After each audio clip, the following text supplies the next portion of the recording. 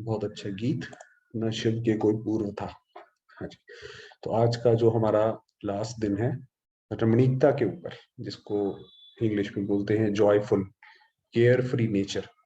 तो क्योंकि जो केयर फ्री नेचर होता है वो एक बड़ी आसानी से केयरलेस भी बन जाता है। तो इसलिए आप देखेंगे बाबा एक वाणी में बताते हैं कि रमणीक होना कितना जरूरी है, और उसके साथ साथ दूसरी वाणी में ये भी बता देते हैं कि भाई ये लाइन है, इसको क्रॉस करना नहीं चाहिए। तो आज भी देखते हैं बाबा क्या बताते हैं।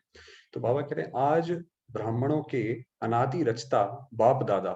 बाबा कैसे अपने आप को भी, क्योंकि हम अगर बाबा ना बताए तो हम कैसे जाने। तो बाबा अपने आप को भी कैसे विभूतियों से क्या कहते हैं अलंकृत करते हैं, और हमें भी वैसे ही करते हैं।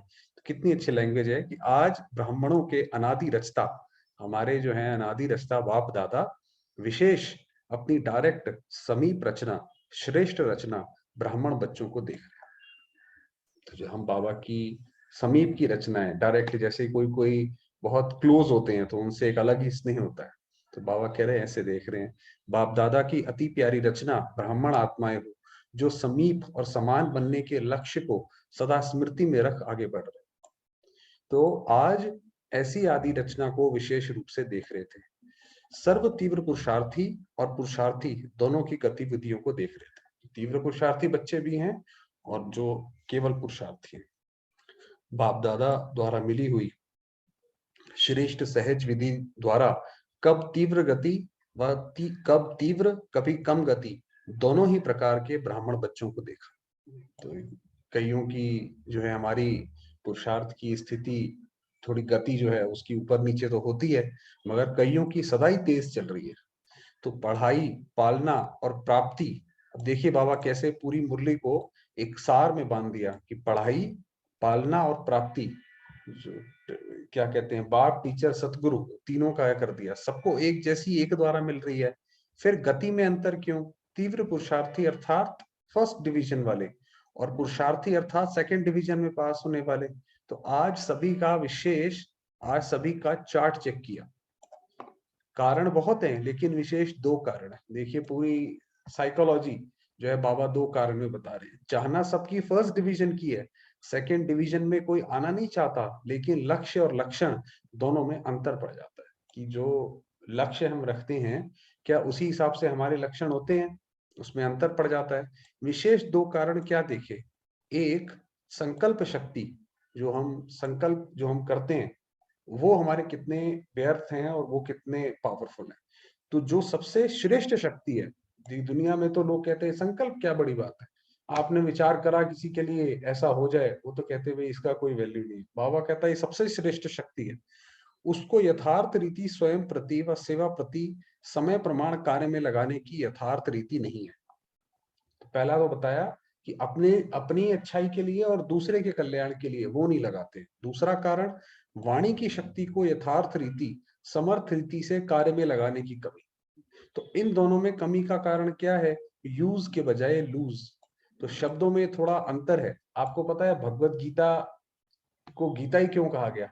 क्या मतलब है भगवत गीता? भगवत गीता का मतलब है भगवान के गीत, उसको बोलते हैं भगवत गीता। तो आप देखिए जो बाबा ने वाणी भी चलाई है वो बड़ी रिदमिक, जैसे पोएटिक जैसे चलाई है। तो शब्द देखिए बाबा के यूज के बजाय लूज, ताकि वो बुद्धि में बैठ जाता है। तो शब्दों में अंतर थोड़ा है लेकिन परिणाम में बहुत अंतर पड़ जाता है। बाप दादा ने सिर्फ 3-4 दिन की रिजल्ट देखी, टोटल रिजल्ट नहीं देखी। हर एक की 3-4 दिन की रिजल्ट में क्या देखा? 50%, अर्थात आधा आधा। संकल्प और बोल में दोनों शक्तियों के जमा का खाता 50% आत्माओं का ठीक था, लेकिन बिल्कुल ठीक नहीं कह रहे। माना जितने भी बाबा के बच्चे थे उस वक्त, ये 1990 की है, मेरे ख्याल से करीबन 5 लाख के आसपास की उस वक्त रही होगी बाबा के सारे बच्चे। तो बाबा कह रहे हैं कि 50% आत्माओं का ठीक ठीक है, और 50% आत्माओं का जमा का खाता 80%, और व्यर्थ का खाता, ये हिंदी है, 60%। वो 40 है और ये 60 है। तो जो है साधारण का खाता 60% है। तो सोचो जमा कितना हुआ, ज्यादा वजन किसका हुआ? क्योंकि साधारण का 60 है और जमा का खाता सिर्फ 40 है। तो इसमें भी वाचा के कारण मनसा पर प्रभाव पड़ता है। मनसा वाचा को भी अपनी तरफ खींचती है। तो आज बाप दादा वाणी अर्थात बोल की तरफ विशेष अटेंशन दिला रहे हैं। तो आज जो है बोल की तरफ, कि हमें बोल कैसे बोलने चाहिए, क्योंकि बोल का संबंध अपने साथ भी है और सर्व के साथ भी है। और देखा क्या, मनसा द्वारा याद में रहना है, उसके लिए फिर भी बीच बीच में प्रोग्राम रखते हैं, लेकिन बोल के लिए अलबेलापन ज्यादा है। किसी को कुछ बोल दिया, हमारा तो जी ये मतलब नहीं था, गलती से निकल गया, तो जैसे ये बाबा ने कहा कि बोल के ऊपर पूरा अटेंशन होना चाहिए। इसलिए बाप दादा इस पर विशेष अंडरलाइन करा रहे हैं। 2 वर्ष पहले बाप दादा ने विशेष पुरुषार्थ में सेवा में आगे बढ़ने वाले महारथी आत्माओं को और सभी को 3 बातें बोल के लिए कही थी। 2 वर्ष पहले बाबा ने जो बोला था, मुरली चलाई थी, उसके लिए बाबा याद दिला रहे कि 3 बातें बोली थी। कम बोलो, धीरे बोलो और मधुर बोलो।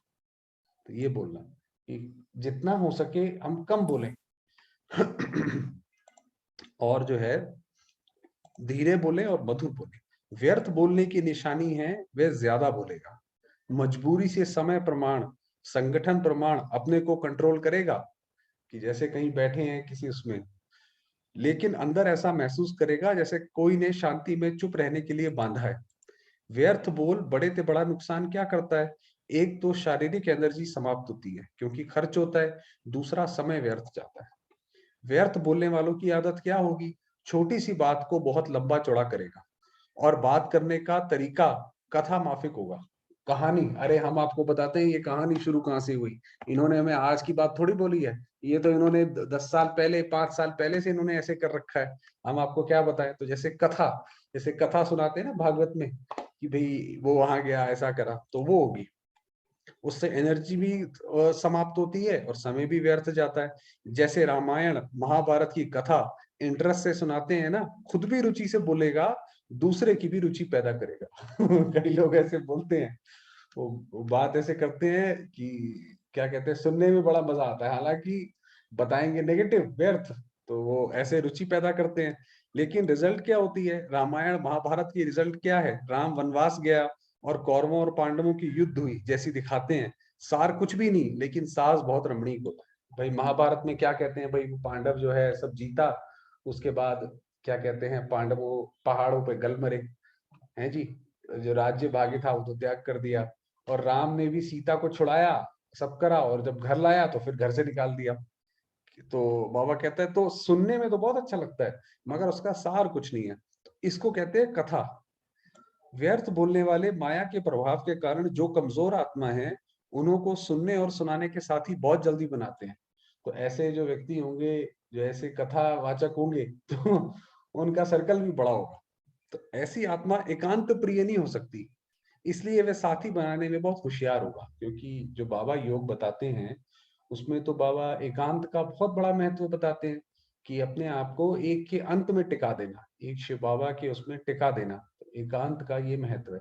अब उसको तो कथा कहानी सुनानी है, जो बाबा ने कहा व्यर्थ जो बोलने वाला होगा, तो वो एकांत कहाँ से पसंद करेगा? उसको तो रहेगा भाई कोई आए जिसको मैं ये चटपटी न्यूज सुनाऊं, उसको भी कुछ मजा आए, मुझे भी वो तारीफ करे। बाहर से कभी कभी ऐसे दिखाई देता है कि इन्हों का संगठन पावरफुल और ज्यादा लगता है, वही बताया कि उसका संगठन बड़ा होगा, सोशल सर्कल उसका ज्ञान में भी बड़ा होगा। लेकिन एक बात सदा के लिए याद रखो, माया के जाने का अंतिम चरण है, इसलिए विदाई लेते लेते भी अपना तीर लगाती रहती है। कि जब वो दिखाते हैं भाई, जब कोई दो योद्धा लड़ते हैं, तो अंत में भी वो ऐसा कोई तीर छोड़ देता है कि जिससे वो हो जाता है। तो बाबा कहता है ये माया है, कि आखिर में भी कोई ना कोई तीर लगा देगी। इसलिए कभी कभी कहीं कहीं माया का प्रभाव अपना काम कर लेता है, वह आराम से जाने वाली नहीं है। लास्ट घड़ी तक डायरेक्ट नहीं तो इनडायरेक्ट, कड़वा रूप नहीं तो बहुत मीठा रूप, और नया नया रूप धारण कर ब्राह्मणों की ट्रायल करती रहती है। तो बाबा ने कहा वो ऐसे नहीं तो वैसे, वैसे नहीं तो वैसे करती रहेगी। फिर भोले भाले ब्राह्मण क्या कहते हैं, वह तो बाप दादा ने सुनाया ही नहीं था कि इस रूप में भी माया आती है। तो कहते हैं हमें तो बाबा पता ही नहीं था, कि आपने तो कभी बताया नहीं कि ऐसे माया आती है। तो बाबा ने कहा ऐसे करते हैं।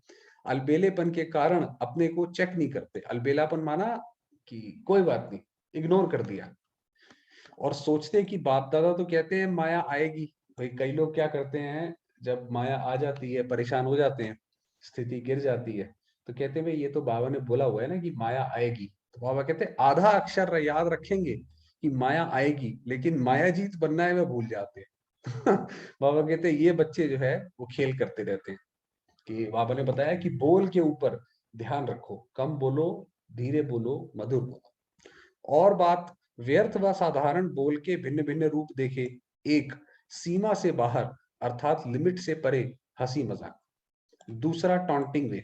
तीसरा, इधर उधर के समाचार इकट्ठा कर सुनाना और सुनना। और चौथा, कुछ सेवा समाचार, और सेवा समाचार के साथ सेवाधारियों की कमजोरी का चिंतन। तो बाबा ने कहा ये जो व्यर्थ का अब डिटेल बता रहे हैं कि व्यर्थ माना क्या। तो एक, कि क्या कहते हैं, किसी के साथ हमने हंसी मजाक किया और उसको बुरा लग रहा है, तो हमें तो वो कोई हंसी मजाक तो हुआ नहीं, वो तो हिसाब किताब बन रहा है फिर। दूसरा, कई बारी जो लोग सरकाजम पास करते हैं, टॉन्ट पास करते हैं, अरे हमें पता है ऐसे होता है, तो वो गलत है। किसी ने अच्छा किया, बजाय उसको अप्रिशिएट करने के हमने ऐसी बात बोल दी कि उसका उत्साह ही पूरा खत्म हो गया। और फिर तीसरा, इधर उधर के समाचार कि भाई तुम्हें पता है ऐसा हुआ, आपको पता है वहां पे वैसा हुआ। तो फिर दूसरा, जो कोई सेवा करता है तो उसके लिए क्या कहते हैं, ये नहीं करा, इसमें वो नहीं हुआ। पांचवा, अयुक्ति युक्त बोल, जो ब्राह्मणों की डिक्शनरी में है ही नहीं। ये 5 रूपरेखाएं देखी, इन पांचों को ही बाप दादा व्यर्थ बोल में गिनती करते हैं। बाबा ने पूरा क्लियर कर दिया कि व्यर्थ बोल से जो ऊपर बात करी कि व्यर्थ बोल है क्या। ऐसा नहीं समझो हंसी मजाक अच्छी चीज है, हंसी मजाक अच्छा है वह जिसमें रूहानियत हो, और जिससे हंसी मजाक करते हो उस आत्मा को फायदा हुआ। टाइम पास हुआ और टाइम वेस्ट गया। तो बाबा ने कहा ऐसे हमारे बोल हो भाई, देवताओं के बोल जो है कोई व्यर्थ थोड़ी जाते हैं। तो हम भी जो है ब्राह्मण है, ब्रह्मा की संतान है, तो हम भी अगर किसी के साथ कोई हंसी मजाक हमारा कुछ करे भी, तो उस आत्मा को फायदा हो, कुछ उसकी स्थिति ऊपर जाए, कुछ उसकी सुख शांति की उसमें बढ़ोतरी हो, ना कि वो नीचे चली जाए।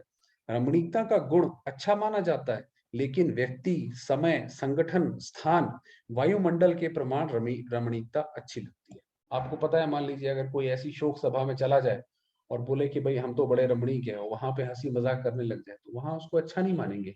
इसी तरीके से आप किस वायुमंडल में बैठे हो, किसके संगठन में बैठे हो, वहां पे वो रमणीकता अच्छी लगती है। तो अगर इन सब बातों में एक बात भी ठीक नहीं है, तो रमणीकता भी व्यर्थ की लाइन में गिनी जाएगी। तो ये सारी किस व्यक्ति के साथ कर रहे हैं, किस समय कर रहे हैं, किस संगठन, स्थान, वायुमंडल, तो व्यर्थ में गिनी जाएगी। और सर्टिफिकेट क्या मिलेगा कि हंसाते बहुत अच्छा है लेकिन बोलते बहुत। तो अगर हमारा ये होगा तो फिर लोग यही बोलेंगे कि भाई हंसाते तो बहुत है मगर बोलते बहुत ज्यादा है, सर दर्द हो जाता है। तो मिक्स चटनी हो गई ना। तो समय की सीमा रखो, इसको कहा जाता है मर्यादा पुरुषोत्तम। जो ये श्री राम के लिए बोलते हैं कि मर्यादा पुरुषोत्तम, क्या मतलब है कि वो पुरुषों में उत्तम है और मर्यादाओं के अंदर बंधे हुए हैं। तो वास्तव में हमें अभी उसमें बंधना है। जब हम मर्यादाओं में अपने आप को बांधेंगे तभी तो हमारी ये नैया पार होगी। कहते हैं मेरा स्वभाव ही ऐसा है, वह कौन सा स्वभाव है, बाप दादा वाला स्वभाव है। तो इसको भी मर्यादा पुरुषोत्तम नहीं कहेंगे, साधारण पुरुष कहेंगे। कि भाई हम बोले कि नहीं नहीं वो तो हमारा जी, वो हमारा स्वभाव ऐसा है ना, हमारे मुख से निकल जाता है। तो बाबा कहता है वो तो फिर साधारणता है। बोल सदैव ऐसे हो, अब बाबा बताने की बोल कैसे हो। बोल सदैव ऐसे हो जो सुनने वाले चात्रक हो, कि ये कुछ बोले, कि हमारे उस शब्दों को सुनना चाहे लोग, ऐसे हो बोल और हम सुने। इसको कहा जाता है अनमोल महावाक्य। जैसे बाबा के भी आप देखो, बाबा की पूरी मुरली में कोई भी ऐसा हमें लगता नहीं है कि ये वाली चीज जो है ये व्यर्थ है या इसको हम स्किप कर सकते हैं। तो बाबा ने कहा ऐसे, इसको कहा जाता है अनमोल महावाक्य। तो हमारे बोल हम ऐसे हों कि भाई हम बोलें किसी को तो सामने वाले को उससे प्राप्ति हो, उसको लगे कुछ बोलें।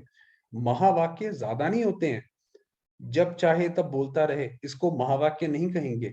तो सतगुरु के बच्चे, मास्टर सतगुरु के महावाक्य होते हैं, वाक्य नहीं। क्योंकि बाबा जो है सतगुरु है हमारा, वो हमें ले जा रहा है उस पार, तो हम उसके सतगुरु के बच्चे हैं, मास्टर सतगुरु।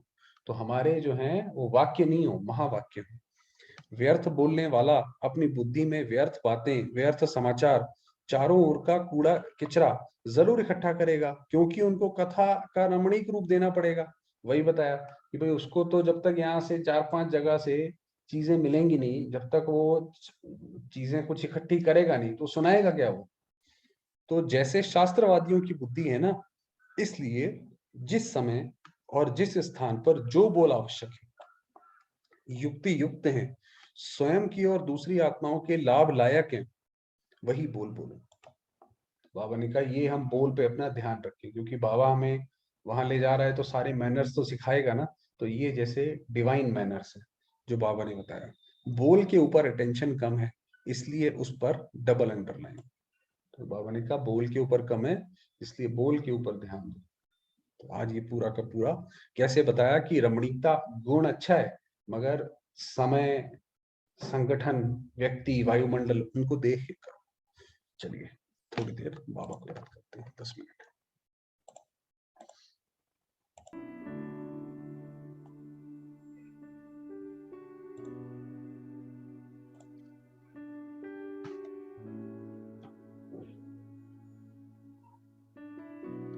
स्वयं को आत्मिक रूप में देखेंगे।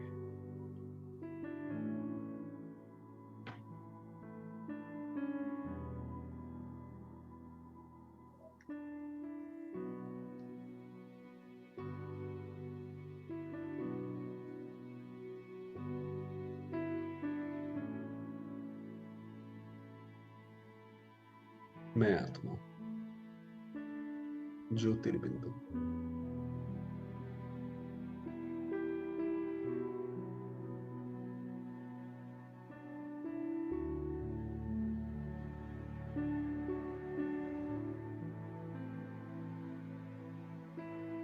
पवित्रता की किरणें चारों ओर फैला रही हैं।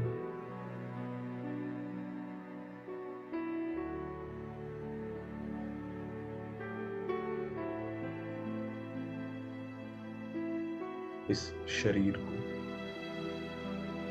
वातावरण को शांत कर रहे हैं।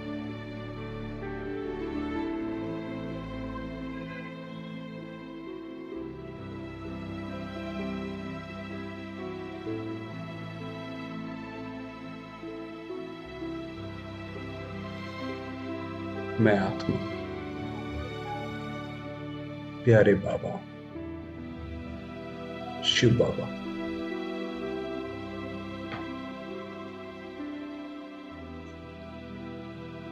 निराकार की संतान,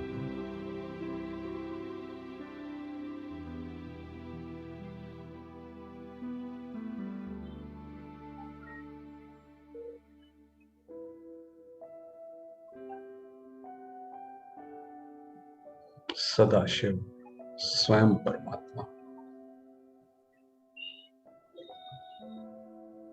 सर्वशक्तिवान, पारसनाथ,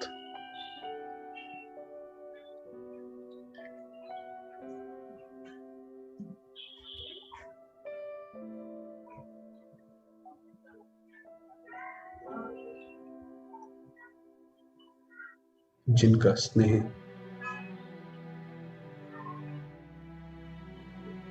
जिनकी दुआएं और शक्तियां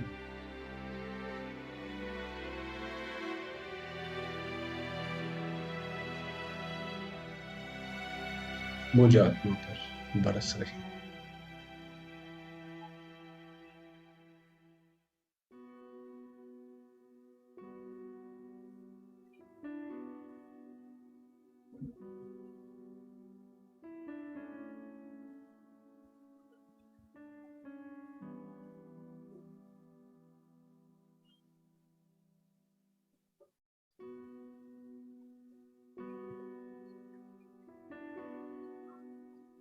अनुभव करेंगे स्वयं को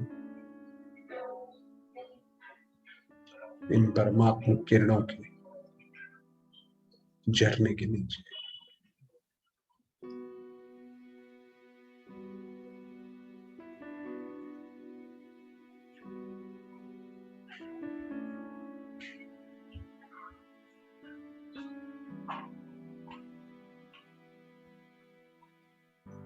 मैं आत्मा परम धाम में,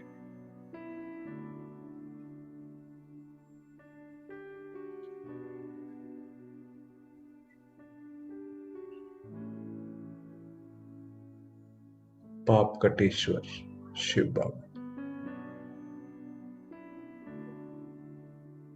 उनकी किरणों में समाई हुई हूं।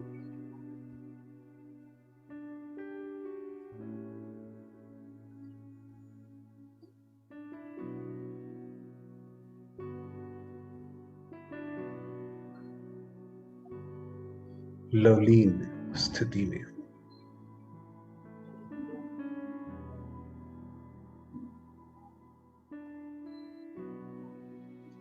अपनी संपूर्ण संपन्न अवस्था में।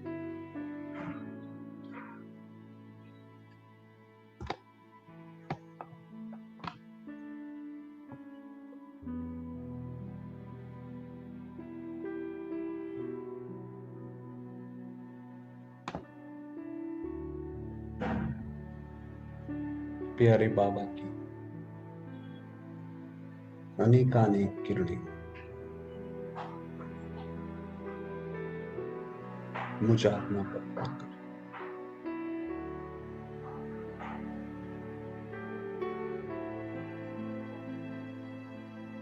सारे संसार में फैल रही है।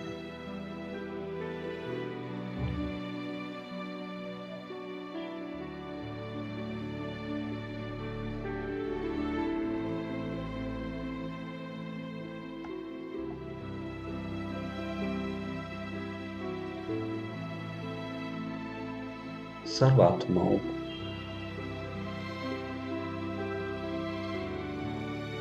शांति प्रदान कर रही है।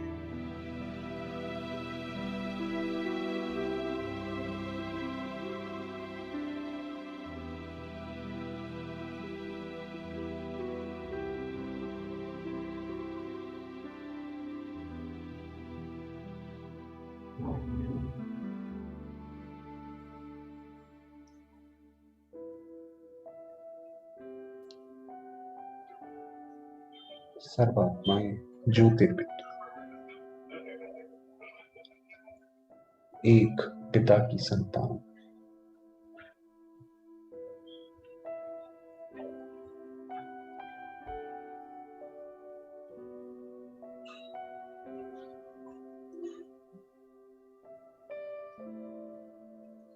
अपनी शांत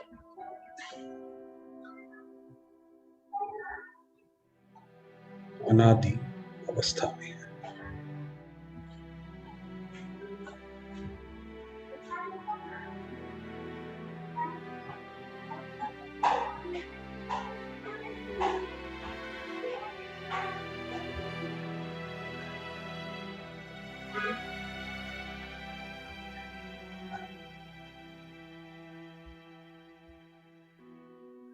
सारे विश्व में शांति व्याप्त है।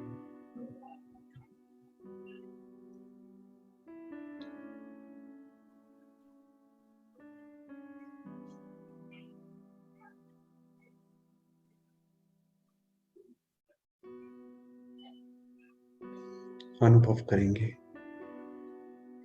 विश्व में व्याप्त इस शांति को।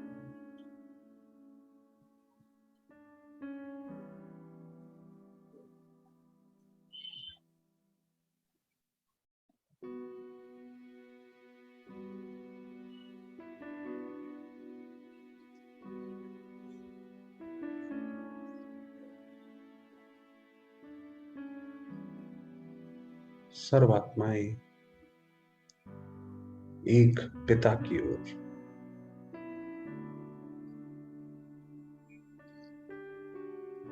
एक घर निर्वाण धाम की ओर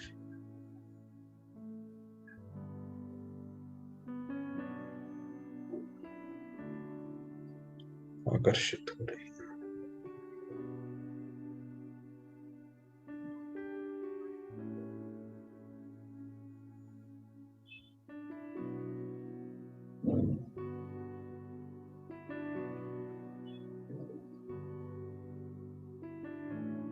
ओम शांति।